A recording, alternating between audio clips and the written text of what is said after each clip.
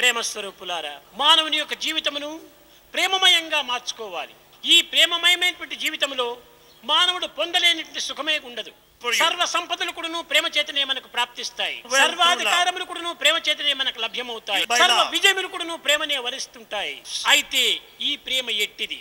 కేవలం భగవంతుని ప్రార్థించే సమయంలో మనము భగవంతునికి సర్వార్పితమైన భావంతో మనం ప్రార్థించాలి. కానీ ఈ అర్పిత భావం ఈనాడు లేదు. నీరు కావాలి అని అనుకున్నంత మాత్రమున మన దాహం తీరదు.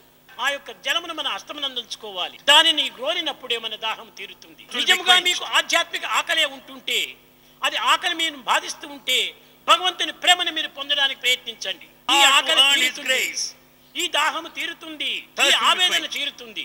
కానీ అట్లు కాక సోమరి వైపోయి భగవంతుడా నాకు ఆనందాన్ని అందించు, నా ఆకలి తీర్చు, నా దాహమును తీర్చు అని ప్రార్థించినంత మాత్రమున ఇవి సఫలం కానేరవు. స్వార్థమును హృదయం నుండి నింపుకొని పరార్థమైనటువంటి యొక్క ప్రేమతత్వాన్ని నీవు ఆశించినంత మాత్రమున అది మీకు ప్రాప్తించదు.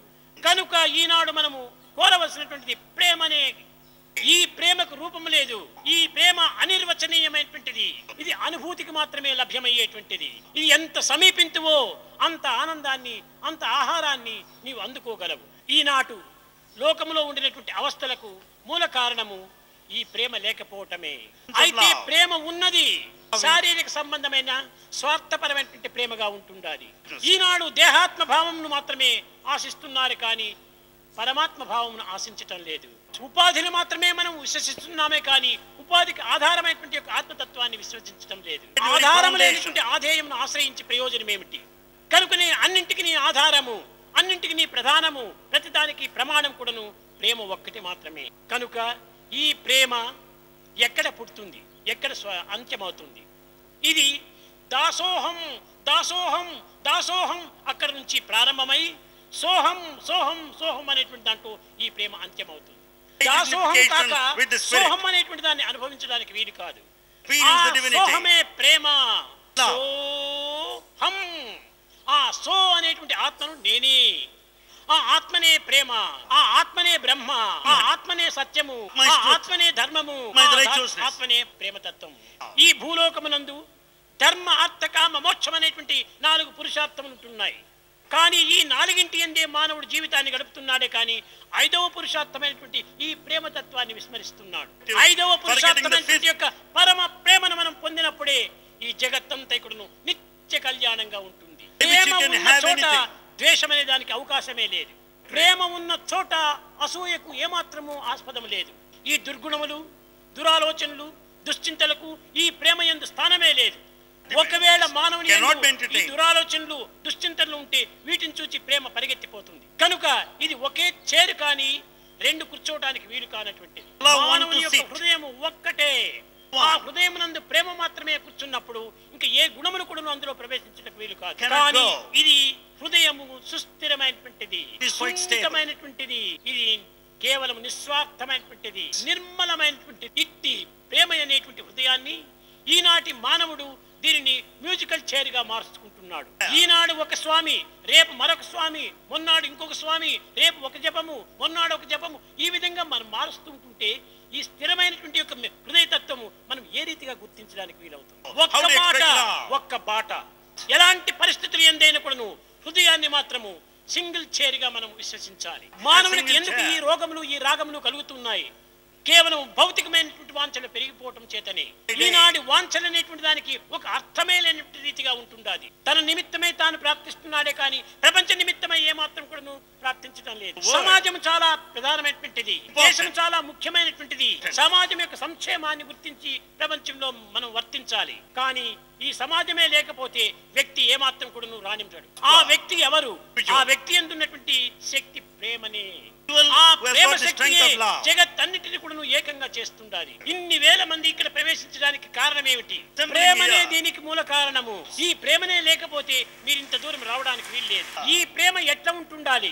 ఇచ్చి పుచ్చుకునేటువంటి ప్రేమగా ఉంటుండాలి. భగవంతుని ప్రేమను పుచ్చుకోవాలి, ఈ ప్రేమను ఇచ్చుకోవాలి. అయితే 2 చేరి ఏక ప్రేమనే, ఒకే ప్రేమనే. భగవంతుని యొక్క ప్రేమని నీ శరీరం నందు ప్రతిబింబంగా నీకు కనిపిస్తుంటుండాలి. దీనిని పురస్కరించుకొని మమైవాంశో జీవలోకే జీవభూత సనాతన. సనాతనుడైనటువంటి భగవంతుని యొక్క ప్రేమతత్వము సర్వభూతముల యందు కూడాను ప్రతిబింబించుతుండాలి. కానీ ఈ ప్రేమను దుర్వినియోగపరచుకోవడానికి కాదు ఇచ్చిండేది. సద్వినియోగం గావించు, ఈ హృదయంలో నింపుకో, పంచు, దేశాన్ని ఆనందపరచు. ఇది నీ ప్రేమ యొక్క ప్రభావమైనటువంటి యొక్క తత్వము. ఎవరికి ఇన్విటేషన్ పంపించాము, ఎవరికి రామని పిలిచాము, ఏమీ లేదు. ఆ ప్రేమని, ఆ సున్నితమైనటువంటి ప్రేమని ఒక మ్యాగ్నెట్ వలె అన్నిటినీ ఆకర్షిస్తుంది. అయితే దాంట్లో శక్తి ఉంటుండాలి. కొంతమంది ఇనుప ముక్కలను తీసుకోలేకుండా పోవటం చేత వాళ్ళు అనుకుంటారు, నిజంగా ఈ శక్తి ఈ మ్యాగ్నెట్ లో ఉంటుంటే నన్ను ఎందుకు దగ్గర రాకూడదు. కాదు కాదు, ఈ మ్యాగ్నెట్ లో శక్తి ఉంది, కానీ ఐరన్ లో రస్ట్ డస్ట్ ఉంటుండాలి. అందువల్లనే ఆకర్షించుకుంది. రస్ట్ డస్ట్ ను క్లీన్ చేసి తప్పక ఆకర్షిస్తుంది. అది ఏ విషయవాసనలు, అది ఏ రాగద్వేషములు, అదే అసూయ భావములు, ఇవన్నిటిని నేను పరిశుద్ధం చేస్తే ఎక్కడ ఉండినా నేను నీ వాడే, నీవు నా వాడే. ఎక్కడైనా ఉండు. అడవుల యందున్న, ఆకాశముననున్న, పట్టణముననున్న, పల్లెనున్న, గుట్ట మీదనున్న, నట్టేటబడి ఉన్న, దిక్కులేని వాని సాయినోము. ఎక్కడైనా ఉండు, కానీ నీ హృదయాన్ని పవిత్రం చేసుకో. ఈ పవిత్రమైన ప్రేమను నీవు పెంచుకో.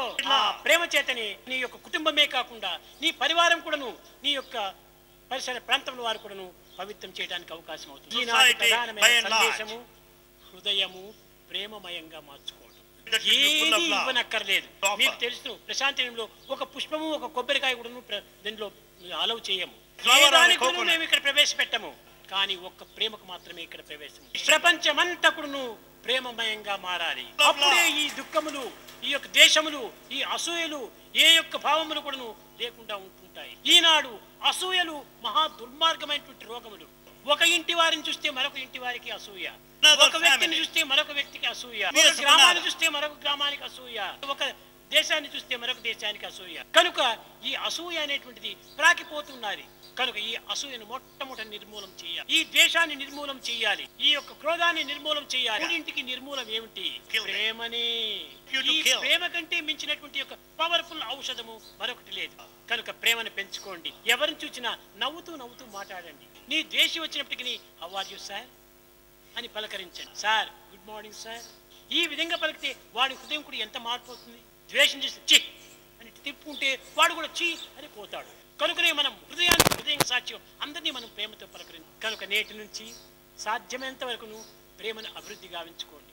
ద్వేషాన్ని నిర్మూలం చేయండి, అసూయను నిర్మూలం చేయండి, క్రోధాన్ని దగ్గరకు రానివ్వకండి. ఎంత దూరంగా ఉంటే అంత నీవు ఆనందాన్ని అనుభవిస్తావు. ఈ ప్రేమ అనేటువంటి యొక్క వరప్రసాదాన్ని ప్రపంచానికి పంచి మీ జీవితాన్ని సార్థకం చేసుకోండి.